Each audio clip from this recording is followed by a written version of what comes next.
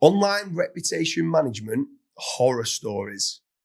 Obviously, if someone's looking to have some ORM services, they're probably looking to try and clean up something that they don't like that's online. So let's jump straight in, Craig. Come on. You must have some stories, some horror stories that some people have done and they're trying now to hide the online reputation management.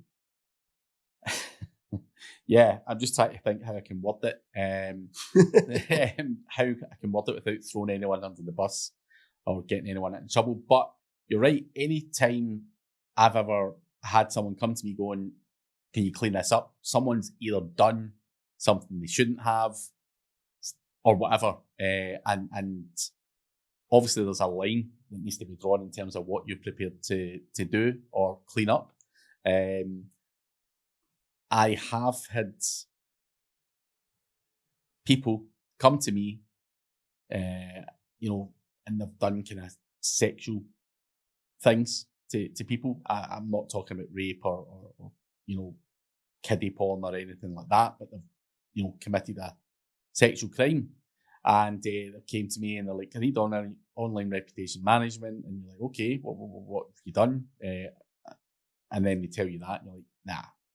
I can't defend you, mate. And I told you this story earlier on about I'm not even going to say it because it'll obviously tie back to that person. But he'd done that, and I'm like, man, I can't really follow through with this, mate. Like, I'm sorry. So I've had a lot of horror stories where people have done really bad and weird, creepy things. But I've also had some situations where people have been accused of stuff and not actually done it. And in the UK in particular, you're guilty till proven innocent. And that's a problem because, again, depending on what the nature of that thing is, or whether you get accused of killing someone or shooting someone or fighting with someone and maybe punched them and they fell and banged their head and, end up with brain damage or whatever. These things happen in life, and obviously people have the right to move on in life and, do their time or whatever they've had and then come out and try and, reinvent themselves and whatever. And I think there's certain things like that where I've done stuff as well. But some of the horror stories I don't want to talk too much about.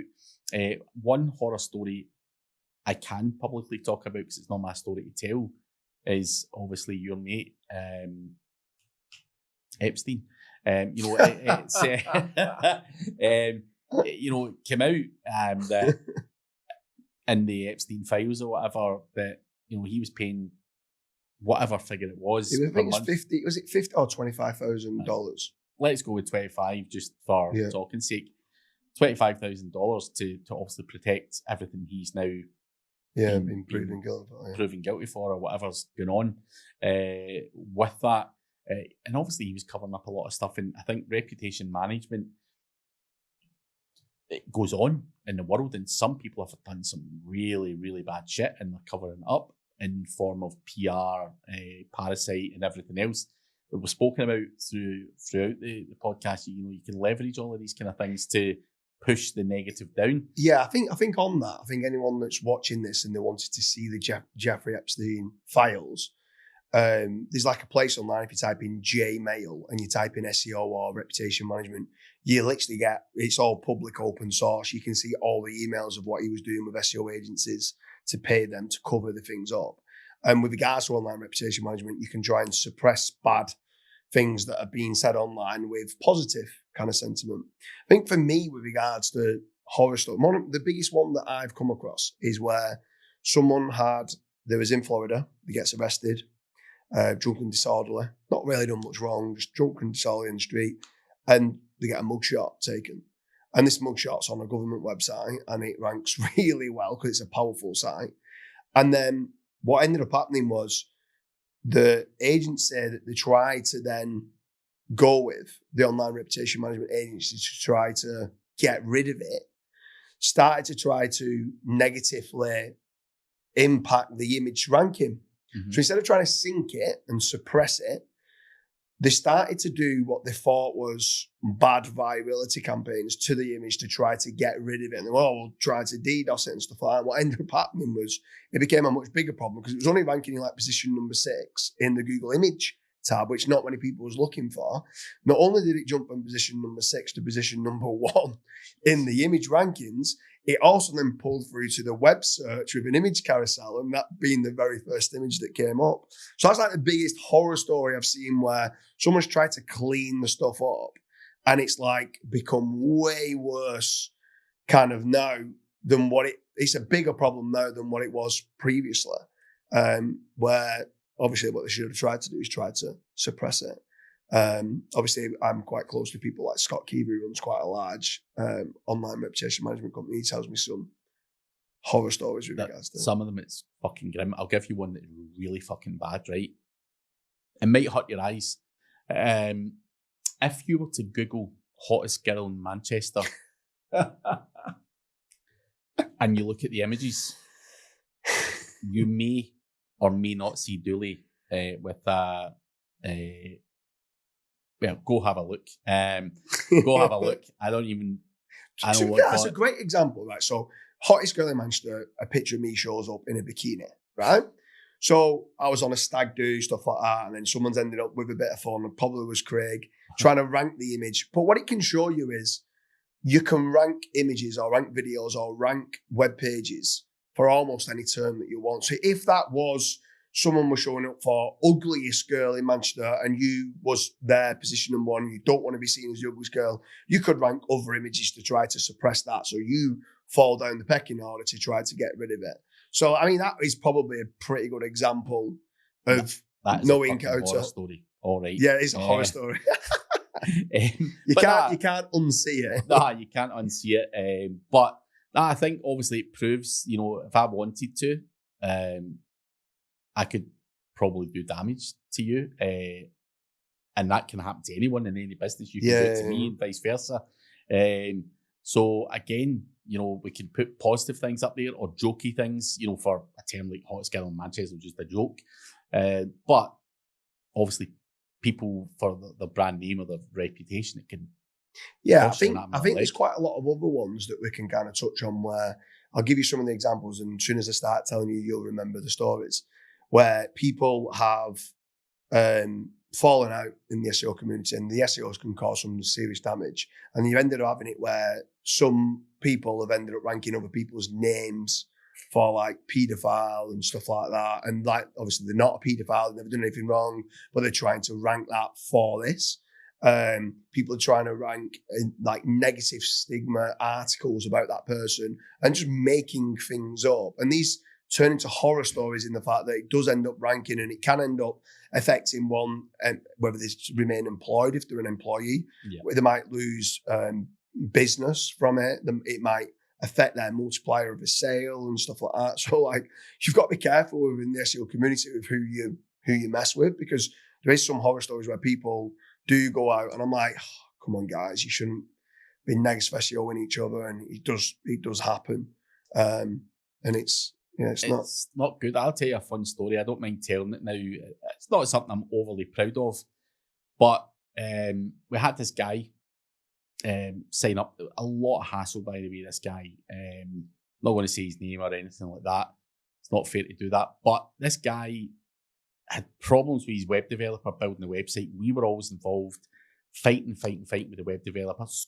Our angle was we were going to do the SEO and the pay-per-click for this new project, but it took 6 months to get the website over the line. Guy paid about 50 grand for this website. We were fighting with the developer on his behalf and all that kind of stuff. Anyway, 2 weeks into the website going live, we're doing a bit of pay-per-click and starting the SEO. Guy comes in 2 weeks after commencing and says something along those lines. I don't think it's working. I'm like, you're 2 weeks in, everything's just getting through the learning phase, and we're trying to create content and all this kind of stuff. He went, I don't want to work with you anymore. I'm like, fair enough. It's a 30-day cooling off period, it's or 30-day notice because we've created this and we're doing that, so you'll have a final invoice and we're happy to draw a line under it. So anyway, the guy left and everyone was happy and we're like, right, that's fine, we'll just move on, that shit happens. And the guy phones my business partner at the time and said to him, he chased up the invoice, he's like, what's happening, blah, blah, blah, blah, and he says, see the terms and conditions of that 30-day notice period, he says, they're not worth the fucking paper they're written on. They go, fuck yourself. So I've seen red. I phoned the guy. It was like 10 grand or something he owed us. I says to him, see if that money's not in my bank account by 5 o'clock tonight, you're going to rank for paedophile. And the guy went, you can't do that. I says, watch me. Anyway, got a lawyer involved and all that kind of stuff. You can't defame, and he made me sign this thing saying, you can't defame me, you can't defame my name, my company, and all this stuff. Anyway, I got my 10 grand, but I'm just not going to roll over for 10 grand. It's a principle thing rather than anything else. I'm like, fuck yeah, I'm going to use my skills to fight my corner. So anyway, he pays the money and all that kind of stuff, and I phone him a couple of days later. So I've obviously signed this document with his lawyer saying I won't defame him, this, and I bought his name, domain name, keyword rich domain name and all that stuff. And I had to hand that over and all that stuff as part of this agreement. And then I phoned him up after that and he said, what is it? And I says, see that paperwork that I signed? It's not worth the fucking paper it's written on. And he was like, you fucking bastard, and all that down the phone. And he's obviously went away telling people he's a fucking psychopath or he's a monster and all that stuff. I'm like, dude, I'm not rolling over for 10 grand because you're a dick. I'm going to leverage my skills. So that's where I shouldn't have done that, and I wouldn't go out my way to rank someone for that. But the threat of that was my only way of getting my money from him. And rightly or wrongly, people can agree to disagree whether I've done the right thing or not. But like you said, if you fall out in SEO, you could be fucking dealing with some loose cannon who can cause significant amounts of damage. So that is something you need to be very, very careful of as well. So that's obviously a wee bit of a fun story, not something I'm overly proud of or anything, but I done it, and you didn't do it though. You just threatened to do it, to get the money in. So I was like, nah. Because terms and conditions, the most disgusting part of that whole conversation is your terms and conditions. They weren't what the people were written. You wanted to stole them from your website. Yeah, that's great. So anyone who's watching this, what horror stories do you have with regards to online branding, reputation management? Are you actually stuck at present with some negative stigma articles that's ranking for your name or business brand? If you are, make sure you reach out to myself or Craig. We can put you in touch with some of the best online reputation management companies that there is worldwide. Craig, it's been an absolute pleasure. Cheers.